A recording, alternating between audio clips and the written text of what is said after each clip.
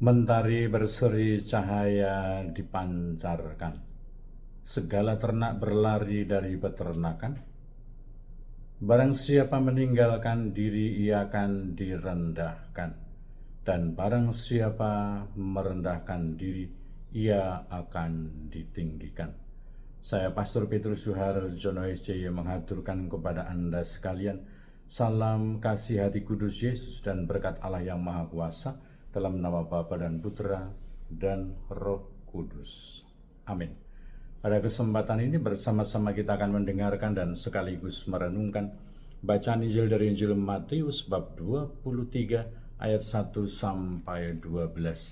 Bacaan Injil ini juga menjadi bahan permenungan kita dalam perayaan Ekaristi Hari Biasa Pekan Biasa ke-20, Sabtu 23 Agustus 2025.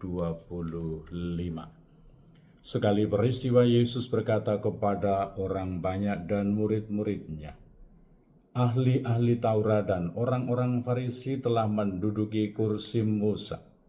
Sebab itu turutilah dan lakukanlah segala sesuatu yang mereka ajarkan kepadamu.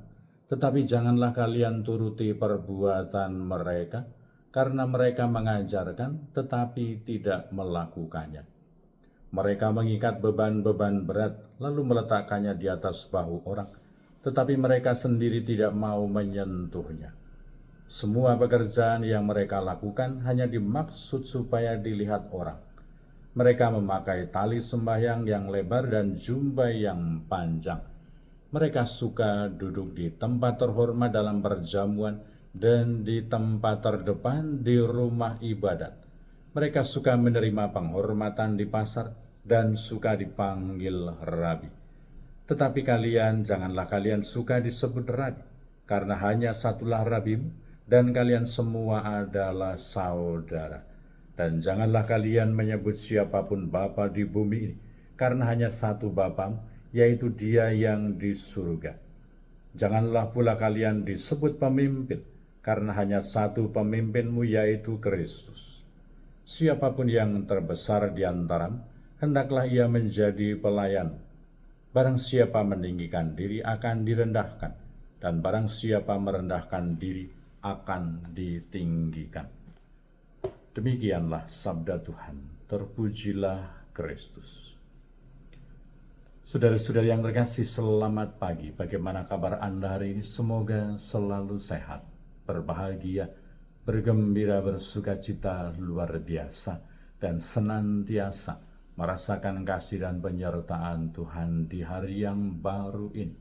Semoga Anda sekalian, kita semua tetap setia dan tekun, saling mendukung dan mendoakan satu sama lain. Kita berdoa untuk mereka yang tua, yang lansia, yang sakit. Kita berdoa untuk mereka yang masih kecil, yang masih dalam masa pertumbuhan. Kita berdoa untuk mereka yang masih di bangku pendidikan. Kita juga berdoa untuk mereka yang sudah selesai sekolah dan sedang mencari pekerjaan dan juga teman hidup yang tepat. Kita berdoa untuk mereka yang terus ikut ambil bagian dan aktif berpartisipasi untuk kegiatan pelayanan pastoral bagi kemuliaan Tuhan dan keselamatan sesama. Kita juga berdoa untuk mereka pribadi-pribadi dan juga keluarga-keluarga yang sedang mengalami persoalan di dalam kehidupan mereka. Semoga Tuhan yang senantiasa membimbing, melindungi, menyertai, dan mengarahkan mereka supaya dapat menghadapi dan menemukan solusi yang terbaik untuk kehidupan mereka. Kita juga berdoa untuk mereka yang sudah meninggal. Semoga berbahagia bersama dengan para kudus di surga. Semoga kita semua, Anda sekalian juga tetap setia dan tekun berdoa untuk segenap panitia tabisan imam Keuskupan Timika dan juga seluruh umat paroki Santo Petrus Karangsenang. Tabisan yang akan dilaksanakan pada tanggal 18 Oktober 2025 nanti. Semoga mereka semua segenap panitia dan seluruh umat beriman di paroki Santo Petrus Karangsenang dikaruniai kekuatan iman, kekuatan harapan, dan semangat persaudaraan, dan semangat tanggung jawab untuk melayani Tuhan dan juga sesama. Dan semoga kita semua semakin diteguhkan dalam iman kita, dikokohkan dalam harapan kita, dan dikobarkan dalam kasih kita kepada Allah dan kepada sesama. Tetapi semoga kita senantiasa ingat dengan sabda Yesus hari ini.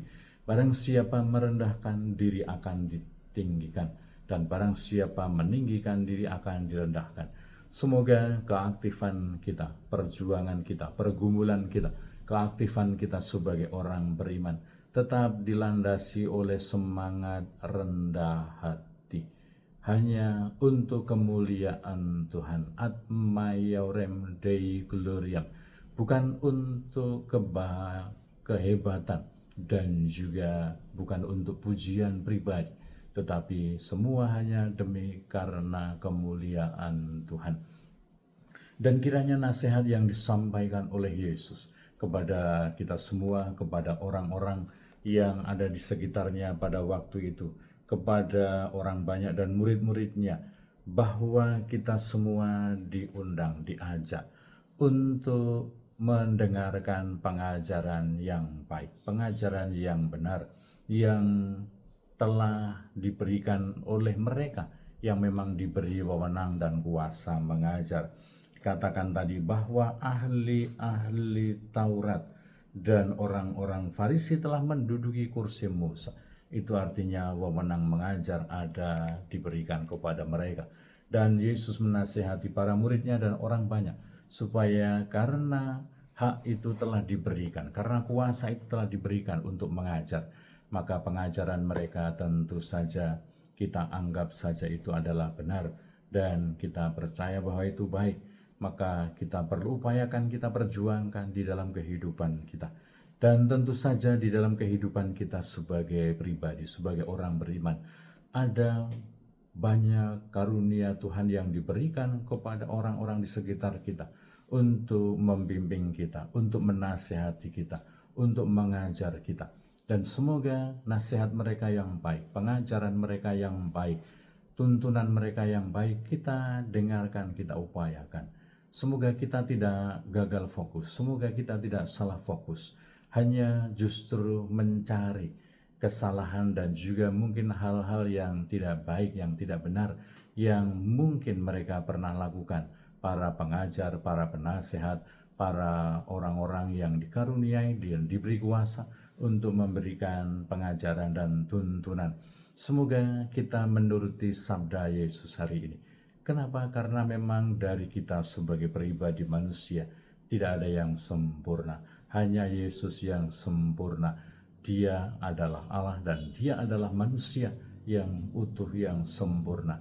Tetapi kita semua yang lain, tentu saja juga termasuk Bunda Maria yang adalah manusia yang dibebaskan dari dosa. Tetapi kita semua yang lain ini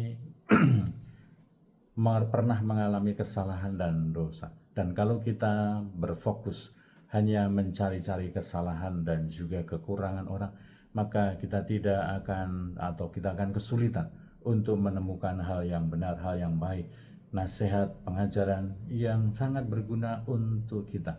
Maka semoga dengan semangat kerendahan hati, dengan semangat persaudaraan, kita semua mendengarkan pengajaran yang benar, nasihat yang baik, nasihat yang tentu berguna untuk kehidupan kita. Secara manusiawi apa yang dikatakan oleh Yesus, janganlah kamu suka disebut rabi, janganlah kamu suka dipanggil pemimpin. Kecenderungan manusiawi itu pasti akan selalu ada, bahwa kita merasa senang kalau kita dianggap baik atau dihormati. Tetapi semoga itu bukan menjadi fokus hidup kita. Tetapi yang menjadi fokus hidup kita sekali lagi adalah hanya karena kemuliaan Tuhan. Karena kita belajar rendah hati seperti Yesus. Kita belajar rendah hati, kita belajar lemah lembut seperti Yesus. Dan semua itu kita persembahkan untuk kemuliaan nama Tuhan di dalam kehidupan kita.